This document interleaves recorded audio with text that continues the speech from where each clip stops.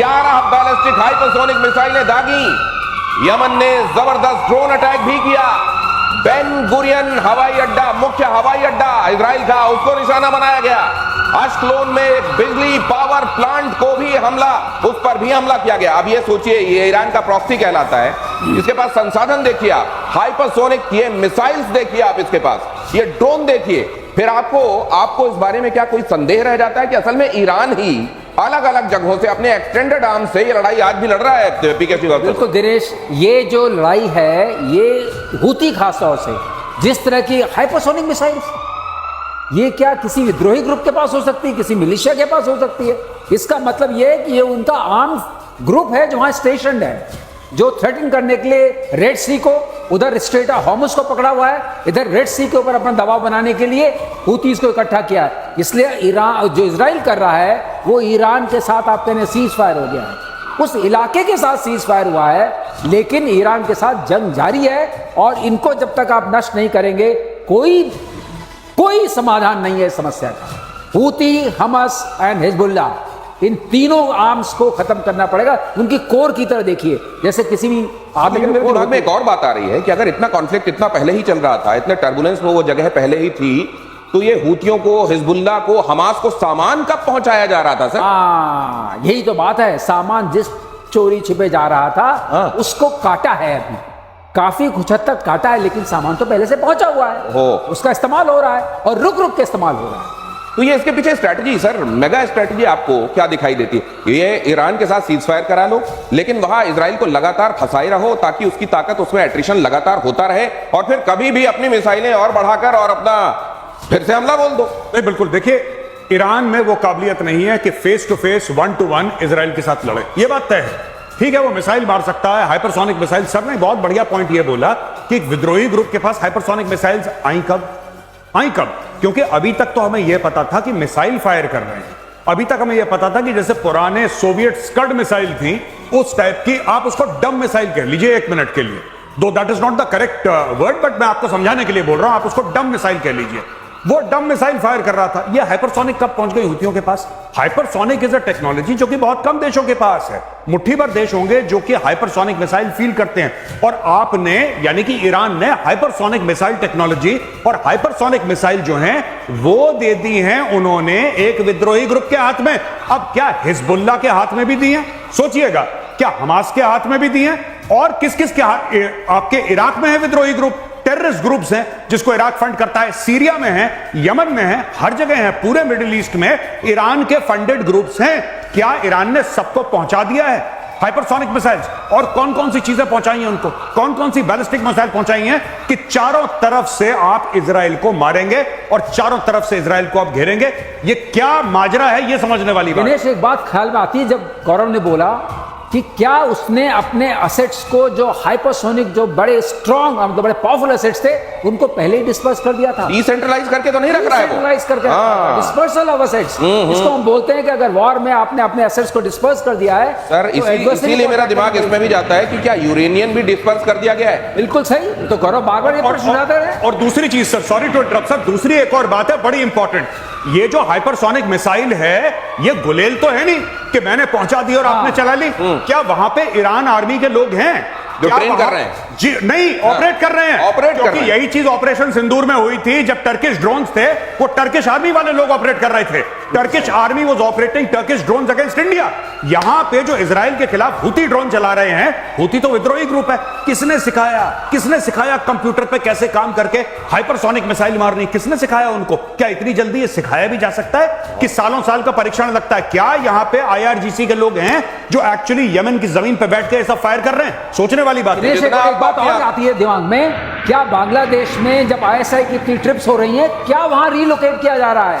क्या ये बांग्लादेश के साथ भी यही चल रहा है? ISI इतना जाकर वहां पर भी अपने संसाधनों को रिलोकेट करने, डिसेंट्रलाइज करने का काम कर रहा है। और इसीलिए अगर हम आप ये बात समझ रहे हैं कि यहां पर हुती जो कर रहे हैं, हमास जो कर रहा है, या इधर आप हिजबुल्ला देख लीजिए, ये सब ईरान कर रहा है असल में, तो क्या इजराइल को समझ में नहीं आ रहा होगा?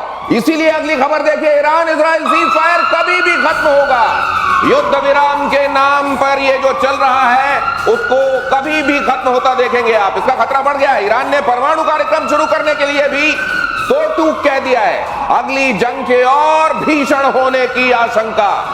ये पहले से अब रिसोर्स डिप्राइव्ड है ईरान, मेजर गौरव आर्य। क्या अब की बार अगर ये युद्ध होता है तो पहले से और खतरनाक दुनिया जैसा अंदाजा लगा रही है, या इस बार 2-3 दिन का मामला? नहीं, मुझे ऐसा लगता है कि ईरान अब और बुरी तरीके से पीछे पड़ जाएगा एनरिचमेंट टेक्नोलॉजी के पीछे और न्यूक्लियर वेपन बनाने के पीछे। ईरान की गति में तेजी आएगी, पहली चीज। दूसरी चीज, हमें क्लियर हो जाना चाहिए कि ये cease fire is only a figment of Trump's imagination. कोई सीज फायर नहीं है, ये सब ट्रंप की झूठी बातें, चूरन बेच रहा है सबको। और तीसरी सबसे महत्वपूर्ण बात, ये लड़ाई दोबारा होगी क्योंकि बेंजामिन नेतन्याहू को यह पता है कि जब तक इनकी पूरी ऊपर वाली जो एशेलॉन है ये जिंदा हैं और जब तक न्यूक्लियर टेक्नोलॉजी इनके पास है, जब तक बैलिस्टिक मिसाइल हैं, इजराइल चैन की नींद नहीं सो सकता। और ईरान की रेजीम को यह बात भली भांति उससे परिचित है कि अगर उनके पास न्यूक्लियर वेपन नहीं हुए ये रेजीम नहीं बचेगी। ये लड़ाई एग्जिस्टेंशियल है, दोनों अपने वजूद की लड़ाई लड़ रहे हैं। ये सिर्फ इसलिए नहीं कि तुम इजराइल, मैं ईरान एक दूसरे को ठोकते हैं ना, ये वजूद की लड़ाई है, इसका फुल एंड फाइनल होना है। ये वजूद की लड़ाई है, और अगर इसका फुल एंड फाइनल होना है तो आप जानते हैं कि जब इस तरह अस्तित्व की लड़ाई, अस्तित्व बचाने की लड़ाई होती है तो फिर कुछ देखा नहीं जाता और ये पूरी दुनिया को खतरे में डालता है। इसी का डर है। अगली खबर देखिए जरा, 5वीं पीढ़ी का स्टेल्थ फाइटर जेट बनाएगा ईरान का दावा। कहर 313 के 5th जनरेशन पर काम शुरू। J-31 माफ कीजिए और F-35 से ये खतरनाक होगा। ये कहर कहा जा रहा है कि J-35 F-35 से खतरनाक होगा और ये आसमान में वो कहर बर पाएगा कि दुश्मन त्राहिमाम कर। अचानक इनको समझ में आ गया है कि हमारे लिए फाइटर जेट बड़े महत्वपूर्ण है। मिसाइल करते करते फाइटर करने लगे। दिनेश, इसमें तो थोड़ा हास्यास्पद है, ये कहर 313 अब 3 टाइम्स अनलकी है, ये समझ लीजिए जो नंबर इसका है। और ये 2013 में शुरू हुआ था, तो 4 टाइम्स अनलकी है। ये तब से बंद पड़ा था।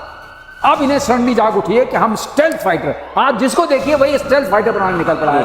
जैसे कि टेक्नोलॉजी स्टेल्थ फाइटर की सड़कों पे मिल रही है। लेकिन आप कई बार ऐसी बातें बताते हैं जो मेरे जैसे लेमैन को भी बड़ी महत्वपूर्ण जानकारी। आपने एक बात मेरे को बताई थी कि बना लो स्टेल्थ, VHF वाला रेडार तो पकड़ लेगा। वो रेडार जो जनरली आप चलाते हैं उसमें नहीं होता वो बैंड, लेकिन वो वाला VHF वाला लाएंगे तो पकड़ लेगा। फिर इनके स्टेल्थ क्या करेंगे? ये एक है ना, माहौल बनाए रखिए, माहौल स्टेल्थ।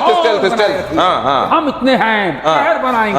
अरे कहर बनाओगे, पहले अपने कहर को बचाओ। अच्छा सर, ये पाकिस्तान वाला एक और रिजेंबलेंस, हम अक्सर बात करते हैं ईरान और वहां वाली एक और खतरनाक नाम कहर जी, और कह रहे हैं वो 5 कितने सालों से बन ही रहा है जी।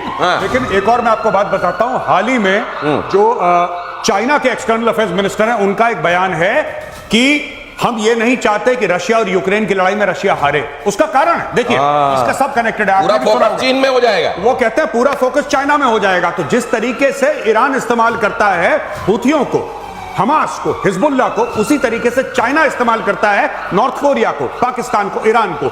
यानी कि जिस तरीके से हमास ईरान की प्रॉक्सी है, उसी प्रकार से ईरान जो है वो चाइना की प्रॉक्सी है। आपको एक बात यह समझनी पड़ेगी, चाइना की प्रॉक्सी है सर। और चाइना हथियार देगा क्योंकि चाइना यह चाहता है कि ये वहां पे आग लगाए रखे मिडिल ईस्ट में। तेल के प्राइसेस को चाइना कंट्रोल कर सकता है, पहली चीज। दूसरी चीज, अमेरिका वहां पे फंसा पड़ा रहेगा बिकॉज ऑफ इजराइल। और तीसरी बड़ी बात, चाइना को यह स्पेस देगा कि चाइना अपने आप ग्रो करे और अपनी मिलिट्री कैपेबिलिटी को और सॉलिडिफाई करे।